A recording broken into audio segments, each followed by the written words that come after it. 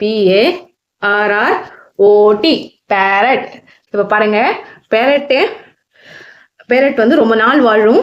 அது மட்டும் இல்லை, அது ரொம்ப இன்டெலிஜென்ட்னா என்ன, புத்திசாலி. அண்ட் அப்புறம் அது ரொம்ப கலர்ஃபுல்னா நிறைய வண்ணங்களை கொண்ட பறவை. அப்புறம் பாருங்க, பேரட்ஸ் எப்பவுமே சோஷியலா இருக்கும். அப்படின்னா அவங்க ஃப்ரெண்ட்ஸு கூட கேங்கா, எப்பவுமே தனியா இருக்காது. அது எப்பவுமே என்ன இருக்கும், கேங்கா இருக்கும். அதை பிடிச்சி நம்ம கூண்டுல அடிக்கிறது தான். பேரட் மட்டும்தான் தன்னோட உணவை, தன்னோட ஃபுட்டை கால்லன்னு வாய் வரைக்கும் எடுத்துட்டு போய் சாப்பிட முடியும் அப்படின்னு சொல்லியிருக்காங்க. அப்புறமா parrots are popular pets because they are intelligent.